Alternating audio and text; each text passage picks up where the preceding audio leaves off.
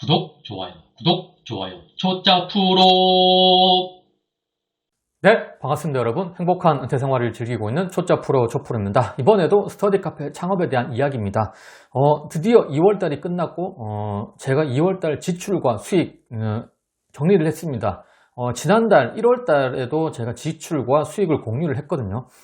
1월달 비수기, 2월달은 급 비수기. 28일밖에 없고 2월달은 계약 전이고 1월달에 작심삼일을 했던 사람들도 2월달에는 안 올 수도 있고, 많은 스터디 카페 선배님들이 2월달이 제일 비수기더라고 하는데요.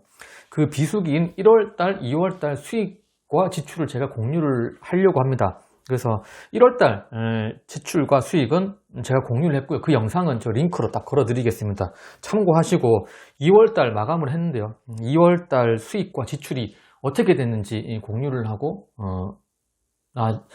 스터디 카페 산업은 이 정도입니다 라는 걸 좀 공유를 하려고 합니다. 그리고 아무리 어렵다고 해도 이 정도 수익은 이 정도는 좀 유지를 할 수 있지 않을까라고 좀 말씀드리려고요.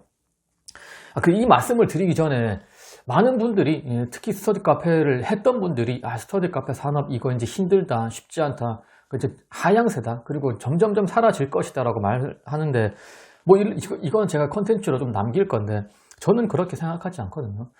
이 스터디 카페 산업과 이런 분야가 없어지지는 않을 것 같습니다. 새로운 패러다임이나 새로운 문화로, 새로운 퍼실리티로 이렇게 바뀔 수는 있겠지만, 독서실에서 스터디 카페로 바뀌었듯이 스터디 카페에서 또 다른 뭔가로 바뀔 수는 있겠지만, 이런 학습 공간을 대여하고 이런 산업은 저는 그렇게 빨리 없어지지는 않을 것 같다. 왜냐면 인간은 계속해서 자기 개발을 하려고 하고 뭔가에 도전하려고 하고, 또 이렇게 경쟁 사회다 보니까 뭔가 이렇게 시험은 있어야 되고, 그리고 또 다른 문화 공간도 필요하고, 스터디 카페 산업은 없어지지는 않을 것 같다고 생각합니다.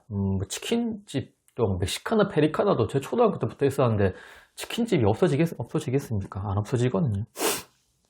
그리고 스터디 카페 사업은 저는 계속해서 이제 지속적으로 해 나갈 생각이고, 그리고 또 누구한테 맞느냐, 이것도 좀 중요한 것 같아요. 스터디 카페, 참고로 제가 이렇게 수익을 공개하는 거는 스터디 카페 이 사업이 경영이 다른 자영업보다 훨씬 유리한 건 사실이에요. 그리고 직장인들 월급보다도 훨씬 좋긴 해요. 직장인들의 그 수익률보다. 하지만 이 스터디 카페를 해서 나는 1억 천금을 벌겠다, 나는 부자가 될 것이다, 이런 허황된 꿈을 꾸고 계시는 분들이라면, 나는 정말 놀면서 돈을 많이 벌고 싶다, 이거는 정말 아니다. 그 멘탈이 무너지고 사업을 망해갈 수도 있다는 것을 꼭 전해드립니다. 이 스터디 카페는 그냥 직장인들 있잖아요. 그냥 우리 회사 정도 월급을 벌겠다, 조금 더 벌겠다, 내가 이제 50 다 돼 가는데 더러워서 내 회사 못 다니겠다, 조금 여유있게 돈을 벌고 싶다, 그 다음에 나는 정년퇴직이 다 돼 가는데 이 모아놓은 돈으로 노후를 조금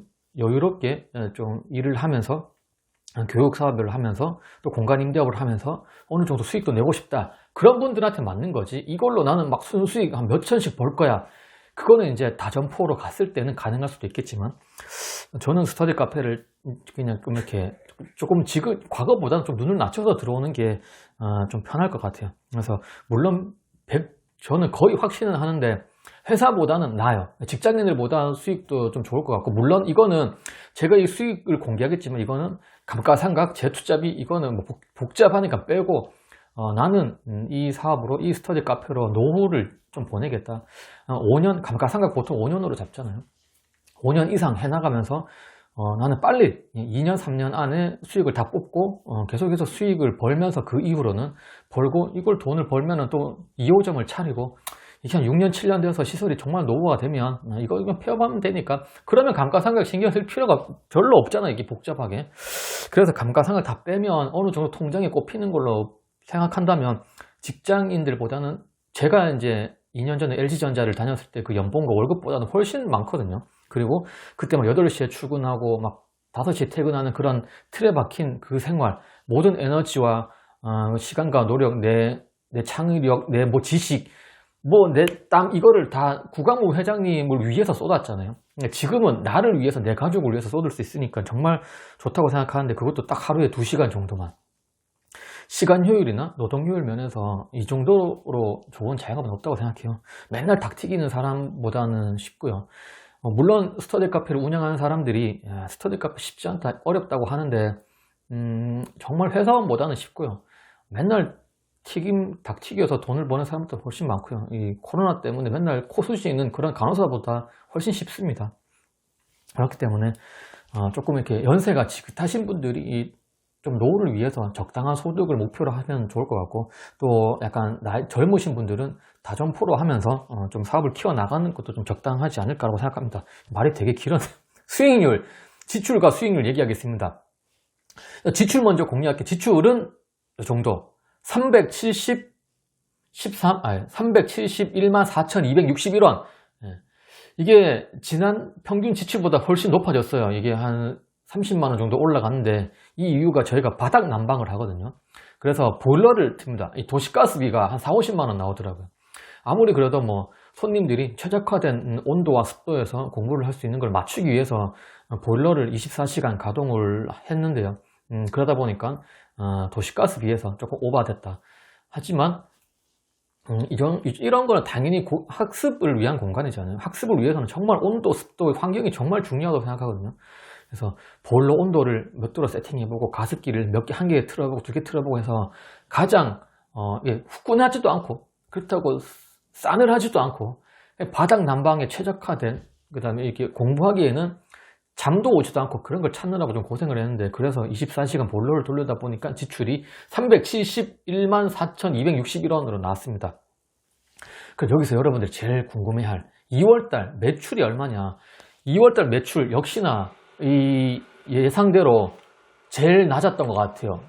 12월달하고 1월달이 제일 낮은 것 같은데, 12월달하고 2월달 제일 낮은 거 아니에요. 물론 최소 매출이긴 해요. 892만 6천원. 892. 이거는 2월달 28일까지 밖에 없기도 하고, 좀 비수기도 하고 해서 한 거의 900도 안 되는 이 정도로 나왔네요. 829만 6천원 나왔습니다. 그래서 이거를 빼기 해보면 순이익, 뭐 감가상각, 재투자비 이런 거 다 떠나서 나는 폐업할 때까지 가겠다, 다점포로 가겠다, 이거 양도 양수가 아닌, 그러면 통장에 딱 꼽혔던 거 521만 1739원. 그래서 수익률은 58.4%. 역시 이게 2월달이어서 그런지 수익률도 60%가 안 되고, 매출도 800만 원대이긴 한데 890만 원이면 거의 900만 원인 것 같아요. 그래서 역시나 이 상권, 스터디 카페 사업 창업을 준비하시는 분들은 정말 상권 잘 선택하셔야 되고요. 프랜차이즈, 가구 인테리어 투자를 하셔야 됩니다. 가구 인테리어가 정하실 때 이 가구와 이 인테리어, 이 프랜차이즈가 이 창업 비용, 이 인테리어 비용에 합리적인가를 꼭 따져보셔야 돼요. 무조건 비싼 거 할 필요도 없고요.